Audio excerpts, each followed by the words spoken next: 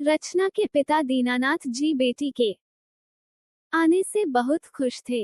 एक दिन गांव के प्रधान शंकरलाल जी उन्हें देखने आए।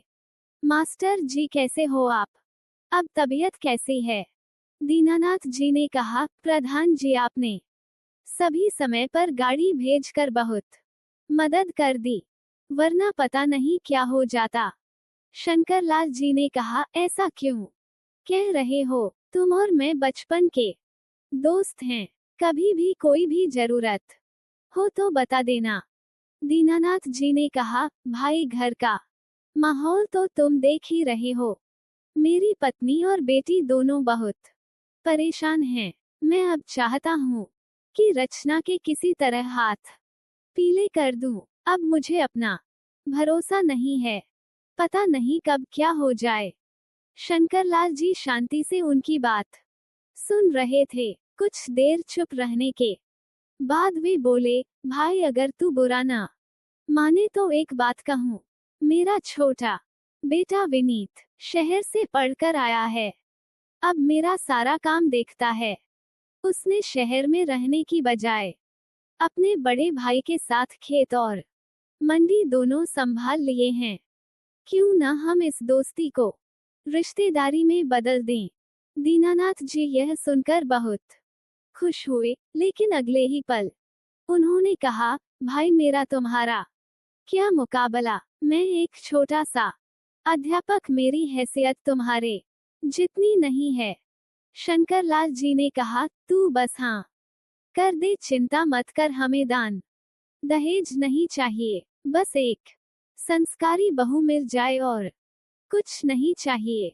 कुछ ही देर में शांति जी चाय नाश्ता ले आई। शंकरलाल जी ने कहा, भाभी जी अब तो मिठाई का प्रबंध कीजिए, मैं अपने छोटे बेटे के लिए आपकी बेटी का हाथ मांग रहा हूँ। एक बार सब मिल लें, लड़का लड़की एक दूसरे को देख लें, फिर आप मिठाई खिलाना। शांति जी ने प्रश्न भरी नजरों से दीनानाथ जी की ओर देखा। वे बोले, अरे तुम चिंता मत करो, मैं तुम्हें सब कुछ बता दूंगा।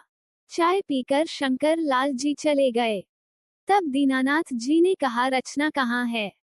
शांति जी ने बताया, वो अपनी पुरानी सहेलियों से मिलने गई है।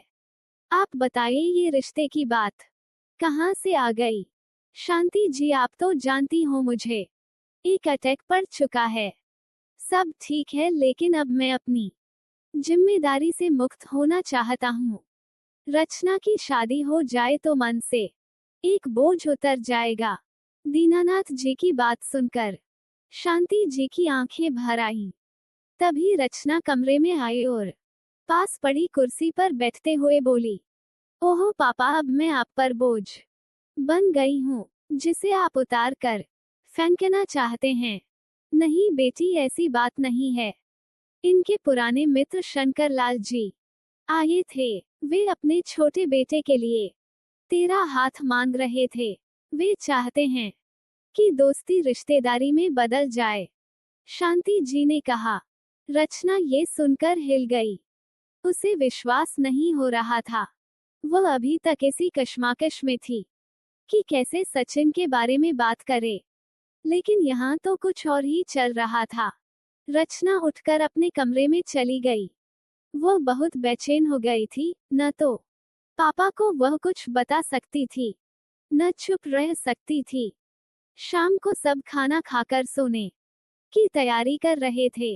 रचना छत पर चली गई। उसने सचिन को फोन किया और सारी बात बता दी। सचिन ने रचना से कहा, रचना ये क्या कह रही हूँ?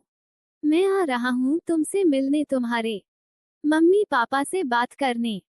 रचना ने कहा, नहीं सचिन, यहाँ मत आना, पापा अभी भी बेड रेस्ट पर हैं। मैं उन्हें किसी तरह मना लूंगी, जब तक मैं न कहूँ यहाँ मत आना। लेकिन रचना एक बात याद रखना, मैं तुम्हारे बगैर मर जाऊंगा। मैं तुमसे बहुत प्यार करता हूँ, मुझे छोड़ने के बारे में सोचना भी मत। सचिन की बात सुनकर रचना परेशान हो गई। उसे कुछ समझ नहीं आ रहा था। कुछ देर वह छत पर टहलती रही। शांति जी रचना को ढूंढती हुई छत पर आ गई। अरे तू यहाँ अकेले में क्या कर रही है? चल नीचे सोने चलते हैं। माँ मुझे नींद नहीं आ रही है। आप जाओ, मैं थोड़ी देर में आती हूँ, रचना ने माँ को टालते हुए कहा। शांति जी ने उसका चेहरा पढ़ लिया था। वो बोली, क्या बात है, तू बहुत परेशान लग रही है। ऐसा लग रहा है जैसे रो रही थी। सब ठीक तो है ना? कहीं शादी की बात से तो परेशान नहीं है? मैं जानती हूँ शंकर लाल जी के परिवार को बहुत अच्छा परिवार है। वे लोग तुझे बहुत खुश रखेंगे, रचना ने झुंझलाते हुए कहा। माँ वो बात नहीं है, लेकिन मैं अभी शादी नहीं करना चाहती हूँ, शांति जी ने उसे समझाते हुए कहा। मैं जानती हूँ अभी तेरी पढ़ाई चल रही है, लेकिन तू चिंता मत कर, तेरे पापा ने उनसे बात कर ली है। शादी के बाद भी तू अपनी पढ़ाई जारी रख सकती है। रचना ने अपनी माँ को छत पर पड़ी चारपाई पर बिठाया और बोली, माँ एक बात आपको बतानी थी। पापा से मत कहिएगा, कॉलेज में मुझे एक लड़के से प्यार हो गया। वो बहुत अच्छा है, मैं उसी से शादी करना चाहती हूँ। चटाक, एक जोरदार चांटा पड़ा रचना के गाल पर। खामोश, तुझे इसीलिए शहर भेजा था कि तू पढ़ाई करने के बजाय इश्क लड़ाए। जानती नहीं यहाँ गांव में ये सब नहीं चलता। हे भगवान, अब मैं तेरे पापा से क्या कहूंगी? वो तो ये सब बर्दाश्त नहीं कर पाएंगे। शांति जी बोले जा रही थी। रचना चुपचाप सब सुन रही थी। ये तो होना ही था, उसे पता था अचानक ये सब होगा, इसका अनुमान उसे नहीं था, लेकिन अब और कोई चारा नहीं था। रचना ने कहा, माँ एक बार आप दोनों सचिन से मिल लो, बहुत अच्छा लड़का है। शांति जी की आंखों से भी आंसू बह रहे थे। उन्होंने रचना को चांटा तो मार दिया था, लेकिन उनका मन अंदर ही अंदर उन्हें कचोट रहा था। आज पहली बार उन्होंने अपनी लाडली बेटी को चांटा मारा था। रचना, ये तूने क्या कर दिया? हम किसी को मुंह दिखाने लायक नहीं रहे। हमारा समाज ये सब बर्दाश्त नहीं करेगा। तेरे पिता का जो जीना मुश्किल हो जाएगा। बेटा मेरी बात मान, भूल जाओ उसे। अपने पिता का कहना मानकर चुपचाप शादी कर ले। रचना ने कहा, माँ तुम नहीं जानती, वो मेरे बगैर नहीं रह सकता। वो मर जाएगा। उसके पिता के पास करोड़ों की संपत्ति है, लेकिन वह सब कुछ छोड़कर मेरे साथ आने के लिए तैयार है। मैं भी उसके बगैर मर जाऊंगी। बेटी की बातें सुनकर शांति जी का कलेजा कांप गया। हे भगवान, ये सब क्या हो गया? इससे तो अच्छा इसे शहर भेजते ही नहीं। अब इसके पिता से कैसे बात करूं? यही सब बड़बड़ाती हुई शांति जी नीचे आ गईं। उन्होंने कमरे में झांक कर देखा, दीनानाथ जी चैन से सो रहे थे।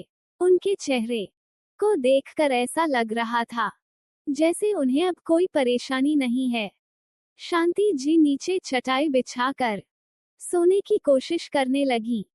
कुछ देर बाद रचना नीचे आई और दूसरे कमरे में सोने चली गई। शांति जी सारी रात रोती रहीं। उन्हें कुछ समझ नहीं आ रहा था कि अब क्या करें। इधर रचना भी गहरी सोच में डूब गई। सोचते सोचते उसे पता नहीं कब नींद आ गई। सुबह फोन की घंटी से उसकी आंख खुली। दूसरी तरफ फोन पर सचिन था। रचना, क्या हुआ? सब ठीक है?